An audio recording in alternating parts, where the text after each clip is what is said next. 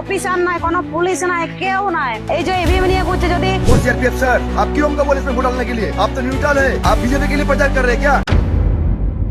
दोस्तों, बंगाल में जिस चीज का डर था आखिरकार वही हुआ, यानी कि ईवीएम का ट्रक पकड़ा गया। दोस्तों, इस चीज पर लगातार आशंकाएं लगाई जा रही थी कि ऐसा कुछ हो सकता है, और वही वीडियो अब लगातार सोशल मीडिया पर वायरल होता हुआ नजर आ रहा है कि कैसे पश्चिम बंगाल में दूसरे चरण के चुनाव से ठीक पहले ईवीएम का ट्रक पकड़ा जाता है। दोस्तों, जिसके बाद सवाल खड़े हो जाते हैं बीजेपी पर, चुनाव आयोग पर, चुनाव आयुक्त पर। लगातार एक के बाद एक सवाल अब खड़े होते हुए दिखाई दे रहे हैं। दोस्तों, आपको मैं वीडियो दिखाती हूं सबसे पहले कि आखिर वीडियो में क्या है। दोस्तों, इस वीडियो में आप देख पाएंगे कि किस तरीके से एक ट्रक को जो है बरामद किया गया है, जिसमें जो है ईवीएम मशीन मौजूद है। दोस्तों, जब भी चुनाव होता है विपक्ष की तरफ से ये आरोप जरूर लगाए जाते हैं। चुनाव के नतीजे आते हैं तब भी विपक्ष की तरफ से हमेशा ईवीएम को लेकर हमेशा आरोप लगाए। ईवीएम को लेकर हमेशा से ही एक लंबी लड़ाई जो है वो लड़ी गई है। पर अब देख लीजिए कि कैसे सबूत सामने आते हुए दिख रहे हैं, और क्या यही सबूत ये दिखाते हैं कि जिस वजह से गृह मंत्री अमित शाह इतने कॉन्फिडेंस में ये बोलते हुए नजर आते हैं कि जीत उन्हीं की ही होनी है। और सिर्फ जीत नहीं, बल्कि गृह मंत्री अमित शाह सीटें भी गिनवा देते हैं कि 152 में से 110 सीटें हमारे आने वाली हैं। किस तरीके से गृह मंत्री अमित शाह इतने श्योर हैं अपनी सीटों को लेकर, वो क्या इस वीडियो से पता लग जाता है? क्या बीजेपी वापसी चोरी करने की कोशिश कर रही है? ये बहुत सारे सवाल दोस्तों खड़े हो जाते हैं जब ऐसी वीडियोस तमाम सामने आती हैं, वो भी जहां चुनाव है वहां से। दोस्तों, आप ये वीडियो में साफ देख पाएंगे कि कैसे आधी रात को एक ट्रक जो है वो पकड़ा गया जिसमें ईवीएम मशीन मौजूद थी। और साथ ही मैं आपको एक दो वीडियोस आज आपको फिर दोस्तों दिखाने वाली हूं।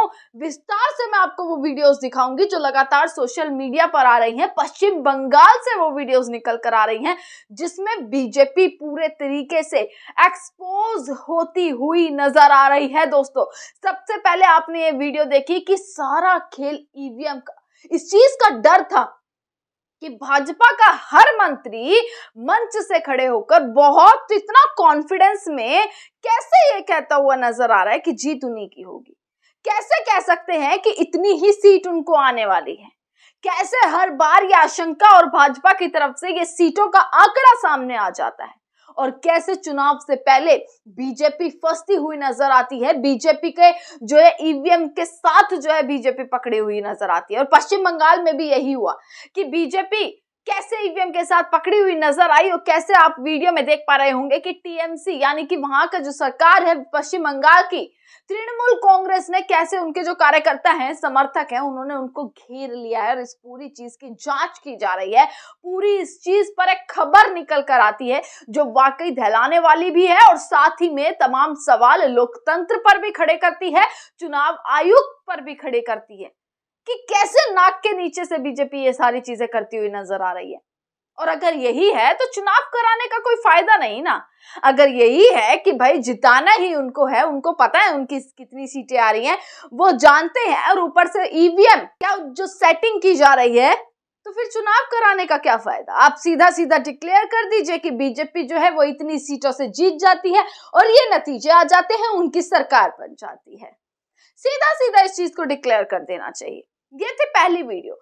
दूसरी पर आती हूँ दोस्तों, दूसरी खबर भी मैं आपको दिखाती हूँ।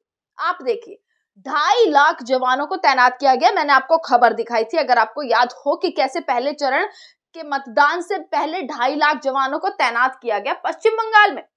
इतनी सारी पुलिस की जरूरत पड़ गई पश्चिम बंगाल में, इतने जवानों की जरूरत पड़ गई कि लाखों की संख्या में जवानों को तैनात कर दिया गया। और सिर्फ तैनात नहीं किया गया, वीडियो सामने निकल कर आई है कि उनमें से कुछ जो पुलिस वाले हैं वो कैसे जनता को ये फोर्स करते हुए नजर आ रहे हैं कि आप जाकर बीजेपी को वोट दीजिए। आप जाइए और भाजपा को वोट दीजिए। ये खुद वीडियो निकल कर आई है।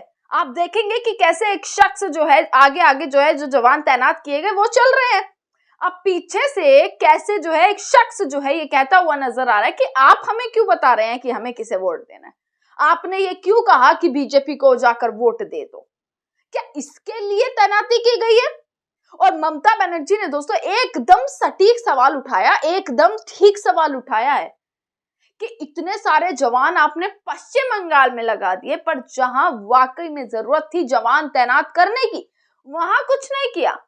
गृह मंत्री इतने तमाम दिनों से बैठे हुए हैं पश्चिम बंगाल में, पर जहां गृह मंत्री को जाना चाहिए था वहां नहीं पहुंचे। पहलगाम, पुलवामा, मणिपुर, पहलगाम में जरूरत थी तब आपने नहीं लगाए, पुलवामा हो गया तब आपके जवान वहां पर आपने सिक्योरिटी उस तरीके की नहीं लगाई। मणिपुर आज भी जल रहा है, आज भी कंटिन्यू दोस्तों मणिपुर से खबरें आ रही हैं, आगजनी है, प्रदर्शन हो रहे हैं, हिंसा हो रही है। पर मजाल है कि जितने जवान पश्चिम बंगाल में चुनाव में लगा दिए उतने मणिपुर भेज दिए जाए। जितने दिन पश्चिम बंगाल में गृह मंत्री को बैठे हुए हो गए उतने जो है वो मणिपुर में उतने दिन वो बिता दे। नहीं, ऐसा नहीं होने वाला है। यही तो ममता बनर्जी ने कहा और ठीक ही कहा। बिल्कुल ये सवाल वाकई में खड़ा होता है कि पश्चिम बंगाल आखिरकार जीतने के लिए सारे पैतरे आप लोगों ने अपना दिए। आपने हिंदू मुसलमान करना शुरू कर दिया, आपने कैसे मस्जिदों पर बात करनी शुरू कर दी, आप घुसपैठियों की बात कर रहे हैं, आप महिलाओं को मुखौटा बना करके वोट बटोरने की कोशिश कर रहे हैं। आप कैसे गुंडाई भाषा का, आप देखिएगा अमित शाह की भाषा दोस्त गृह मंत्री हैं देश के, और विपक्ष भी पूरा सब लोग इस चीज पर बात करते हुए नजर आ रहे हैं कि उनकी भाषा कैसी है। टीएमसी के लोग कि कैसे गुंडाई भाषा का अमित शाह इस्तेमाल कर रहे हैं। अभी कल ही हाल ही में एक वीडियो मैं देख रही थी जिसमें पुलिस वाले को क्या कहते हुए नजर आ रहे हैं अमित शाह। इस देश के गृह मंत्री की भाषा आप सुनिएगा क्या कहते हुए नजर आ रहे हैं। ए ओ अरे पुलिस वाले हटो, ए पुलिस वाले, ओ पुलिस वाले। और याद होगा कि कैसे जो है मोदी जी भी यही कहते हुए नजर आते थे, ओ दीदी, ओ दीदी। अमित शाह कह रहे हैं ए दीदी, ए दीदी, ओ पुलिस वाले। इस तरीके की भाषा एक देश का गृह मंत्री इस्तेमाल कर रहा है भरे मंच से। एक मुख्यमंत्री के लिए, एक महिला के लिए, मुख्यमंत्री से पहले छोड़ दीजिए, आप एक महिला की सोचिए कि एक महिला के लिए इस तरीके की भाषा इस्तेमाल की जा रही है गृह मंत्री के द्वारा, जो खुद महिलाओं के नाम पर कैसे इनकी पार्टी वोट बटोरना चाहती है। एक के बाद एक वीडियो निकल कर आ रही है। आपने सारे पैतरे अपना लिए पश्चिम बंगाल जीतने के लिए, सब कुछ अपना लिया। आपने देश का हर वो हिस्सा छोड़ दिया जहां पर वाकई में आपकी जरूरत है। आपने बीफ खाना, चिकन खाना, ये सारी बातें शुरू कर दी।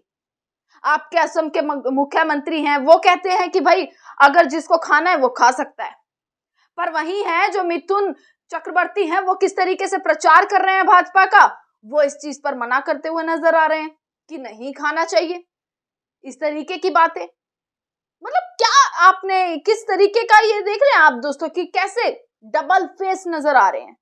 एक नेता कुछ कहता है, एक नेता कुछ कहता है। जहां जरूरत होती है वहां कुछ और बयान दे देते हैं, जहां जरूरत नहीं होती वहां कुछ और बयान दे देते हैं। पश्चिम बंगाल में पूरी नजरें मंच से अमित शाह एक के बाद एक बयान देते हुए नजर आ रहे हैं, और बयानों का मुंह तोड़ जवाब ममता बनर्जी दोस्तों दे रही हैं। ममता बनर्जी जिस तरीके से पद यात्रा कर रही है ना, वो जन सैलाब दोस्तों ये बताता है कि ममता बनर्जी की जीत भी निश्चित होने वाली है, बम्पर जीत होने वाली है। दूसरा चरण आ गया है, दूसरे चरण के मतदान है। आज चुनाव प्रचार थम जाएगा। आज किस तरीके से जो है आखिरी चुनाव प्रचार बंगाल में होने वाला है, और सबने अपनी एड़ी चोटी का जोर लगा लिया। और खासकर तो देखिए बीजेपी, जिसने करोड़ों रुपया इस चीज में बहा दिया, जिसने करोड़ों रुपया बहा के कैसे एक के बाद एक रैली, एक दिन में रोड शो, एक दिन में 3-3 रैली, जहां पर प्रधानमंत्री, मुख्यमंत्री, तमाम सिटिंग सीएम जो है मौजूद हैं, वो लगे हुए हैं। बंगाल जीतना है किसी भी तरीके से, और जीतने के लिए चाहे यही पैतरे क्यों ना अपनाने पड़े कि ईवीएम की मशीनें पकड़ी जा रही हैं अब ट्रकों में, तो जनता किस पर विश्वास करेगी? ये बहुत बड़ा सवाल है। कमेंट सेक्शन में अपने जवाब जरूर दीजिएगा दोस्तों कि क्या आखिरकार इस चीज पर आप सोचते हैं। अपने कमेंट सेक्शन में व्यूज जरूर रखिएगा। पश्चिम बंगाल के लोग देख रहे हो कि आखिर क्या वहां पर चल रहा है, किस तरीके की स्थिति वहां पर चल रही है, वो सारी खबर मैं आपको बता तो रही हूं, पर आप भी कमेंट में जरूर लिखिएगा कि कैसी वहां की स्थिति है, क्या पूरा माहौल बना हुआ है, क्या जीत का, किसके जीत के कितने आंकड़े हैं, किसके जीत की कितनी जो है वो पॉसिबिलिटी है। ये सारी चीज आप कमेंट सेक्शन में लिखते हुए नजर आइएगा दोस्तों। इसी के साथ आपका बहुत बहुत शुक्रिया।